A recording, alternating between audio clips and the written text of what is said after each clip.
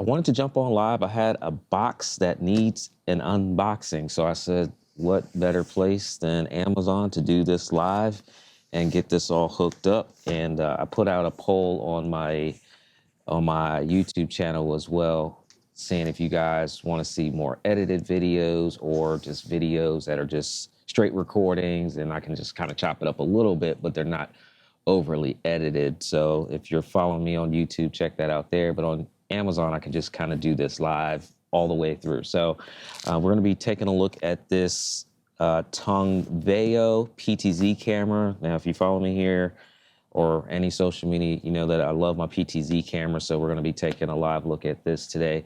Got a couple different angles to make this little interactive today. So we've got an angle over there.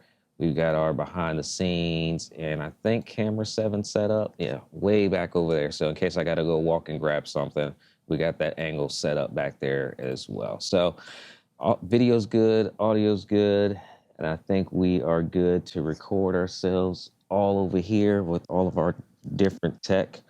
So let's take a look at this PTZ camera. If you're not familiar with PTZ cameras, they allow you to pan, to tilt, and to zoom, and so you can do all of that with either a controller, dedicated controller like I have on my desk, or with an actual remote controller like one of these. So the camera that I have in front of me right now is a PTZ camera, so I can actually move this around. I can take my joystick and move this around and change what you guys see. The camera that is over to the side over here is also a PTZ camera, so I can do the same thing as well with that one. Just select it on my joystick, zoom out, zoom in as I need to. So that's the benefits of having a PTZ camera, especially if you're a solo creator or you're a solo media person and you're creating a broadcast for a client. So I work a lot with ministries and churches. So having PTZ cameras allows us to have multiple cameras and just need really one, maybe two people to operate all the cameras just by using a controller just like this one. So that's what we're going to be unboxing right here is our Tongveo PTZ camera. This was sent over to me for review to check out. I have not unboxed this at all yet, so I have no idea what I'm getting myself into. So you guys can join me here today live. Got things in the carousel, so if you guys want to check out some of the accessories that I'm using for this demonstration, those are in the product carousel as well. So if I don't see your questions in chat, I apologize because I got a couple different things going on the screen here in front of me, but I will answer any questions that you guys do have when I come back to it. So that's kind of what I'm looking at right there. So let's get to unboxing. This is a, what is this, a 12X camera? I have it on the, have it on my other screen over here, but let's get to unboxing. Let's see what's inside this thing here. Brand new box. And first we have our user manual. So definitely go through the user manual, especially if you want to put this on your network, your internal network like I have here. And I'm going to be doing that with this camera. The networking of your PTZ camera just makes things a lot easier from a control standpoint. All right, let's see what we got here. All right, let's go through the boxes first before we get to the good stuff. Mic sounds great. Thank you. Thank you. All right. So we have power. Now we may or may not use power because I like NDI cameras, PoE cameras that you can power over your Ethernet connection. So we may or may not actually have to use the power adapter that comes with this. We have our mounting bracket for the wall. So we can mount this up on the wall, a ceiling, anywhere you want. Now in here, I don't have any mounted permanently. They're all on tripods. So that's also another way that you can go about doing this. So go ahead and stick this back in here and slide it on over to the side. Let's try to hide our junk today. Let's see how clean we can keep this on a Friday morning. All right, so inside of here, we have our remote control. Now, let's see, you guys vote. Do you think the remote control comes with batteries? Sometimes they do, sometimes they don't. So put it in the chat. Do you think there are batteries included in this remote? And in addition to the remote here, we have, come on, plastic, our USB to USB-C connection. So let me switch cameras here. So the USB to USB-C connection, oops, let's go, wrong way. I got to do everything inverted because I'm controlling this, right? So USB here, USB-C here. Now the USB-C, I believe, is going to go into the back of the actual camera because it has this little adapter pin too that allows you to screw this in and have a nice permanent fit. And then the USB would go into your computer. Now I'm actually using a MacBook and I don't have a USB port, so I'm actually going to use an adapter to bring this into my laptop here. So let's clean that up here and let's grab the actual camera. Ta-da! Make sure nothing else is in the box, which I think we have everything, which is nice. So here is our brand new PTZ camera. It does come with a cover on it. And on the back here, let's see the connections that we have here. Yeah, see, I'm using a PTZ camera to look at a PTZ camera. The functionality is just amazing of these things. All right, so on the back here, we have our Ethernet connection. So again, we can put this on our internal network and log into it through our internet browser. We have HDMI port, which is how I typically set up a lot of my cameras to bring in the video into my video feed. So a video switcher is typically what I use. But I just mentioned this does come with a USB-C connection. So we'll actually use the USB-C and bring this into our laptop directly today. We have an RS-232 connection. This allows us to connect it to a PTZ controller, so similar to what I'm using now to control everything. The other PTZ camera movements, we can do that. We have our, let's see here, RS-45 connection, which I actually never use the RS-45 connections. And we also have our DC power connection, so we can power this on with that included power adapter that came. Now, what I'm going to do is, I'm going to see if you guys voted first. So do you guys think that this comes with the remote or with batteries or without batteries? What I'm going to do is grab my Ethernet connection that I have on the floor because I have a couple different network drops available that I can grab here. So I've been doing some recording and videos, and I have one here on the floor that I was using to record.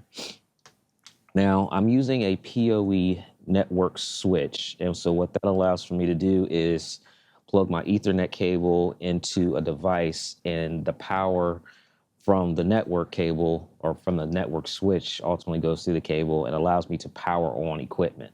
So the camera that you're seeing in front of me doesn't have a power cable plugged into it. It just has a regular network cable plugged into it. So it helps eliminate some of the cables that you have to run for installations. But, you know, if you plug in your power adapter, there's no problem with that. Most of us are used to plugging in a power adapter for something, right? So I'm going to plug this in and see if we get some power here. I'll switch back over to our other camera shots to see if we get some network connectivity here. And look at that. As soon as I plug it in, it's actually spinning and moving. So power over Ethernet. So we don't actually need our power connection because we're able to bring it in over our Ethernet connection. So that's nice. Step one complete. Now we'll take off our little privacy protector and lens protector. Let's grab our cable here.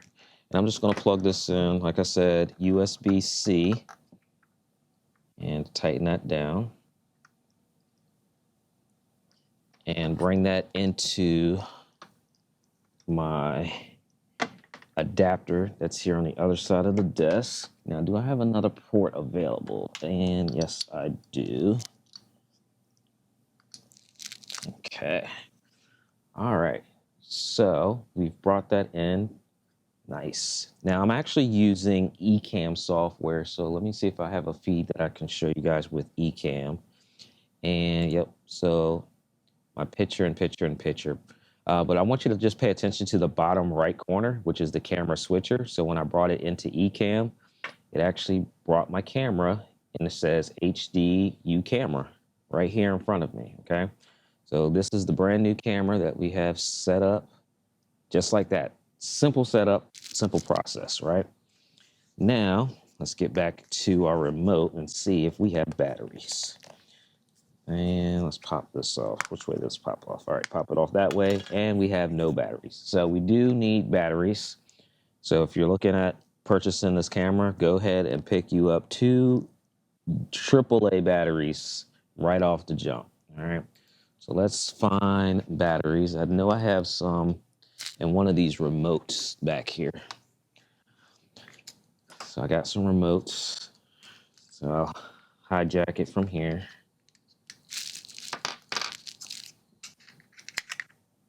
And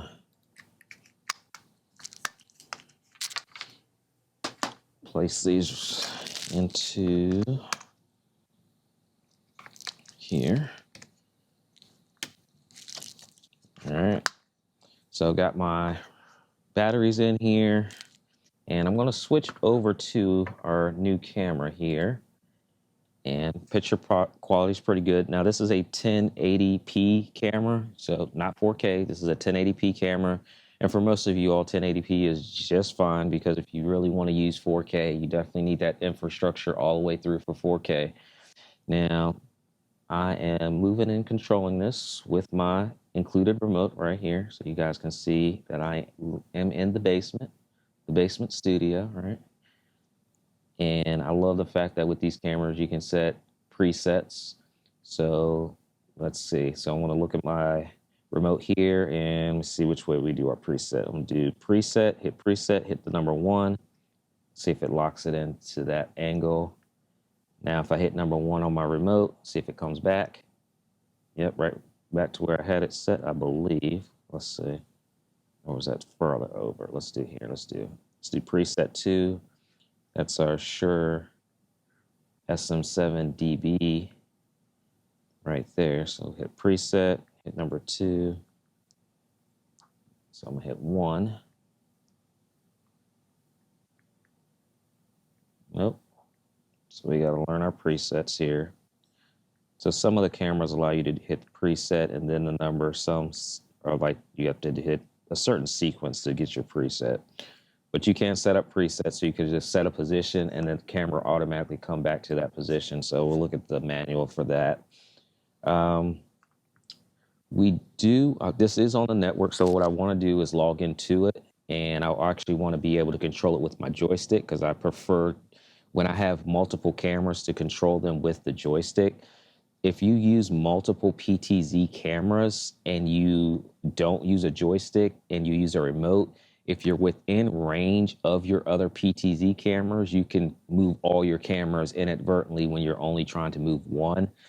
One of the ways around that is to make sure you spend a little time in the configuration process because you can set the individual remote controls for your different cameras. So across the top here, you have 1, 2, 3, and 4. So I could use this for 4 different cameras. So you would want to make sure that this camera is camera 1, and then maybe the other camera is camera 2, and then your other camera right there would be camera 3 that's looking at this different angle. You'd want to make sure that you set that in your remote when you set up your cameras, because if you don't, all your cameras will default to camera 1. So when you hit left, all your cameras will move left. If you hit right, all your cameras will move right. Now, I'm not sure which way I'm moving my hand for you guys, but when I said left, that was my left and this was my right. But that's something that you definitely want to do if you're using multiple cameras. So another way to avoid that is just to put your cameras into your camera controller and just use your joystick that way. All right, so we have our 1080p coming in through Ecamm, and let's see here, remote control, where I really want my IP address. Now, some of these cameras, when they up, they'll show you the IP address, and some of them will tell you the IP address inside of the manual. Now, some of the things you can do with this camera, like most others, is change the exposure settings, the ISO, contrast, aperture, so you can really dial it in for your lighting scenarios. In most cases, in here, I just keep everything default because I don't have a reason to make it look perfect. Talks about autofocus in here. Let's see, can we find the IP address here? Yep, so it shows it here that our IP address is 192.168.110.73, which means I have to change it on the network. And as I'm talking about this and thinking through it, because I am live streaming, that's really not going to be a feasible thing for me to do right now because I'll drop my network possibly. So I don't want to change the IP address right now. Let's see. 192.168.222. Okay. So pretty simple manual, pretty small manual. If you guys have questions about it, let me know in the comments section. This camera can be mounted, like I said, using the mounting bracket. There is a thread adapter on the bottom, so you can mount this on a tripod. So if anybody is in like video production or you just need a camera to record yourself, you can easily, plug this in USB-C directly into your laptop like I have now and mount this on the tripod. Swivel head goes quite a good distance, so I'll show you guys that from this angle here. So I'll go to the extreme level that it can go down. Now at that level, you're like looking at the camera itself, so you would never go that far down. And this is really good inverted too. So a lot of people use this as an overhead. So I took down my existing overhead. I might replace my overhead with this one because of the distance that it can go down. And then obviously you can turn almost all the way around here. It's at 180 degrees, close to 180 degrees. And setting up multiple of these cameras, there we go. Setting up multiple of these cameras is definitely something to consider, especially if you're trying to create content that's multi-camera content instead of buying mirrorless cameras that can get pricey because you have to buy the lenses as well. You can get like 3 of these for the same price as a mirrorless camera and a good lens and have a multi-camera setup and be able to actually have your cameras move, right? So that's something that's really nice with this camera. Now, I don't believe this one is an AI tracking. Let me double check. I'm gonna pull up my listing page, the listing of the camera itself. Make sure I'm not missing anything. So this is a 10x zoom camera. That is important to note. So the distance that I can zoom in is 10x, and it won't lose the resolution because this is an optical zoom. So let's kind of move that back just a little bit and I'll show you what I'm talking about. So I'll step back a little bit here, but this has the ability to zoom in 10x, and this remote allows you to zoom in close, fast, right? Zoom out. So it's a 10x optical zoom, so it won't lose resolution. If you're using a digital zoom, you would be essentially cropping in your image and losing resolution. So I like optical zooms, 10x, so you're not gonna put this one way back in the back like I have my other camera. The other camera that I'm using here is a 30x zoom, so that camera can actually come quite a good distance in on me from the back of the room there, so I can get all the way into my TV, like ridiculously tight. But that's a 30x zoom, so you don't want to use, you're not going to use this camera way back in the distance. And we're going to use this one more relatively close, conference room, classroom, something like that. Basement as a side camera. So 10x is still a pretty good zoom. You're just not going to have this one like on a football field or in a stadium or in the back of an auditorium trying to get a close-up of the stage. You're not going to use it at that type of distance. But 10x is still going to give you a really good picture at 1080p. So let's jump back in here, see what other things we want to talk about with the listing.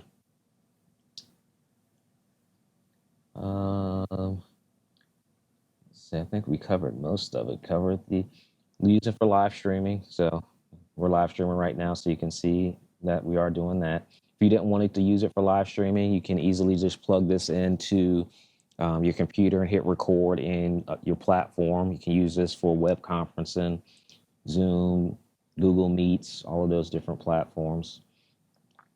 And I think that's about it. We covered that. 77-degree field of view, 10x optical zoom. Talked about the ports, talked about different scenarios. Medical, I didn't mention that one, but medical rooms is another one. College lecture rooms is another scenario where you could use this camera. And I think that's it.